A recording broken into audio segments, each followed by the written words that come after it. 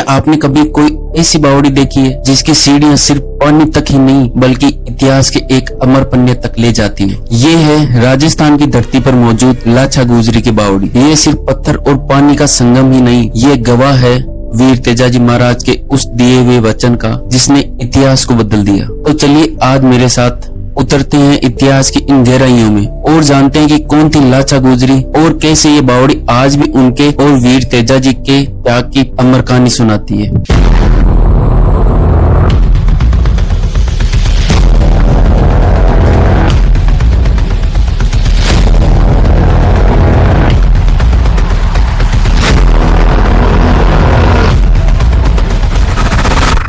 नमस्कार साथियों, आज हम पहुंचे हैं लाछा गुजरी की बावड़ी में। ये देख सकते हो, ये पड़ता है जो अपने रूपनगढ़ और इसके बीच सुरसुरा के बीच में है। ये जो स्थान है ये सुरसुरा के पास में है, कम से कम 1 किलोमीटर के आसपास।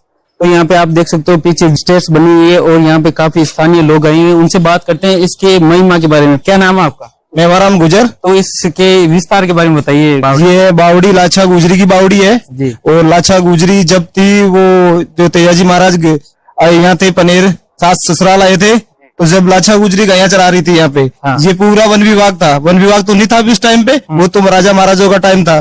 ठीक है, उस टाइम वो गायों को चराती थी और ये उनकी छतरियां है इस पास में भी, वहां बैठती थी और गाया पूरे वन में चढ़ती थी। ठीक है, जैसे भी मीणा पहले चोरी, गायों की चोरी करते थे, तो मीणों ने गायों की चोरी करके और लाछा गुजरी की गाया ले गए।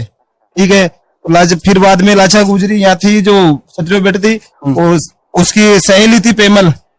ठीक है, तो उसका जो पेमल का पति बोलते थे, मारवाड़ी भाषा में बींद बोलते हैं, वो तेजाजी महाराज वहां आ रखे थे। ठीक है ना, और पेमल को लेने के लिए तो लाछा गुजरी रोती रोती गई सहेली के पास, तो मेरी गायों को मीणा चोरों ने ले गए। तेजाजी महाराज ने क्या हुआ, गांव में कोई और है क्या? नहीं है क्या?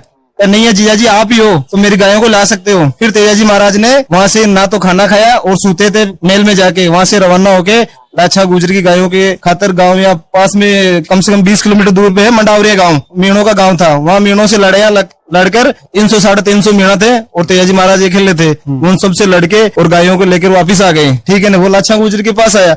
लाछा गुजरी ने कहा, जीजा मेरा जो कान्या खेड़ा है ना, वो आप लेके नहीं आए, गाया तो मेरी सब लेके आ गए, लेकिन वो कान्या केड़ा की खातिर मेरी गाया पूरी सुनी है, उसको वापस लेके आओ। फिर तेजाजी महाराज ने वापस गए। फिर रास्ते में जैसे गए तो वह नाग सर्प देवता थे वहाँ सुरसुरा में, तेजाजी के पास मिंदर वहाँ खेजड़ा था पहले नाडा में, तो वहाँ अग्नि में जल रहे थे। तो उसकी वो 1000 वर्ष पूरी हो रही थी। तो तेजाजी महाराज ने बालों के उसको देखा, देखने के बाद उसके पास बाला था तेजाजी महाराज के, उस बाले से उस छाप को बाहर निकाला। जैसे ही बाहर निकाला तो नाग देवता ने प्रकट हो अपना रूप में जाने के तेजाजी महाराज को बोला कि मेरे को क्यों बचाया, मैं मुक्त होना चाहता हूँ इस जिंदगी से, आपने क्यों बचाया मेरे को? तो तेजाजी महाराज ने बोला कि मैं लाछा गुजरी की जो गाया तो लेकर आ गया, अब रह गया उसका वो काना केड़ा, उसको लेकर आ रहा हूँ। ठीक है ना, तो वो आके जाके लेके आया। फिर वो तेजाजी महाराज नाग देवता ने बोला कि मैं कैसे विश्वास कर लो, आप तो इंसान हो, कैसे विश्वास कर लो? कहने के मैं विश्वास देता हूँ, ये अग्नि है और वो खेजड़ा है मेरा साक्षी, और वन में कोई नहीं है, ये आपकी अग्नि चल रही है और पास में आपका जो खेजड़ा है उसको साक्षी मान के आपको मैं वचन देता हूँ। तो फिर तेजाजी महाराज ने वो मीणों से लड़के उसको लेकर आ गए वापिस। लाछा गुजरी को उसका वो संभला के आ गए। बुरी तरह से पूरा शरीर जख्मी हो गया था, केवल उनकी हाथों की हथेलियां और जीभ थी मुंह की। तो फिर वापिस नाग देवता के पास में आए तो नाग देवता ने बोला कि तेजा मैं कैसे दर्शू तेरे को, तो जगह जगह जख्मी हो रखा है ना, तेरा कोई रूम जगह ऐसा नहीं है जो मैं डस लूं। फिर तेजाजी महाराज ने क्या कहा, हाथों की हथौलिया और मेरी जीभ की मुंह की जीभ है, यहाँ डस लो। फिर तेजाजी नाग देवता प्रसन्न होकर बोला, तेजा तेरा 7 गुना मैंने माफ किया, आप तो जाओ। तो फिर तेजाजी महाराज ने कहा, मैं वचन का पक्का हूँ, तो मैं तो वापिस जाऊंगा नहीं, आप तो मेरे को डस ही लो। फिर नागराज ने वहाँ डस लिया। आज भी हमारे यहाँ लाछा बावड़ी है, इसकी ये खंडर थी, ये वन विभाग के अंदर है। हमने खूब इसका प्रयास करके वापिस निर्माण करवाया गांव वालों ने मिलकर।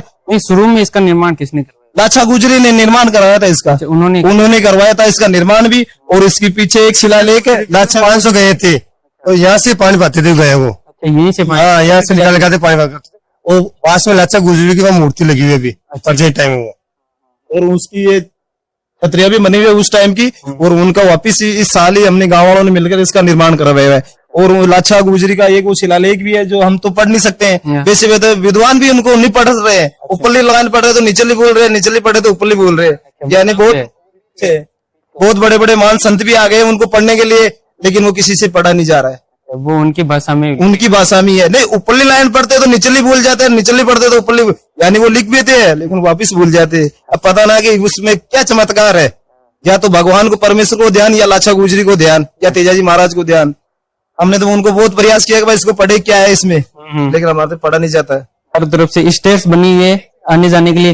जो कहते थे कि 500-600 गायें थी, उनके लिए यहाँ से पानी पिलाती थी वो लाछा गुजरी। और आप देख सकते हो स्टेट्स बनी है। आजकल तो पानी है नहीं, देख सकते हो इधर भी खंडर तो हो रखे हैं। गांव वालों ने वापस निर्माण तो करवाया था इसका।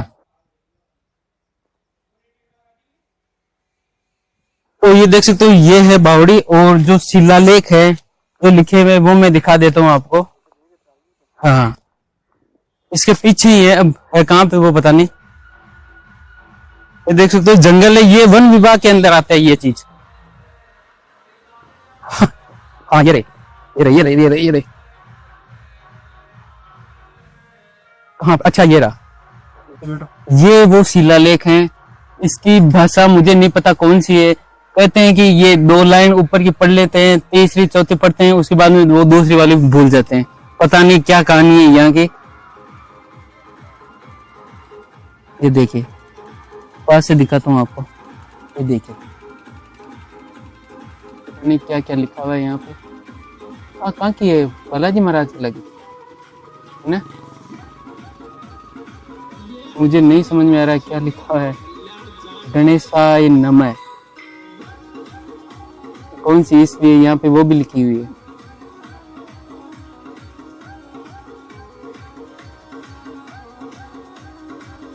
ये चीजें हैं, ये जो शिलालेख है। और मेरे हिसाब से तो यहाँ साफ सफाई रहनी चाहिए, वन विभाग वाले जानते नहीं है। गांव वाले इसका निर्माण करवाया था वापस। जितने भी कुछ कर रहे हैं गांव वाले कर रहे हैं और सरकार ध्यान नहीं दे रही है। ऐसी विरासत का ध्यान रखना चाहिए, ध्यान देना चाहिए। विरासतें धीरे धीरे लुप्त होती जा रही है। तो सरकार तक अगर मैसेज पहुंच रहा है तो एक बार जरूर आके चेक करो और इसका वापस जीर्णोद्धार करो।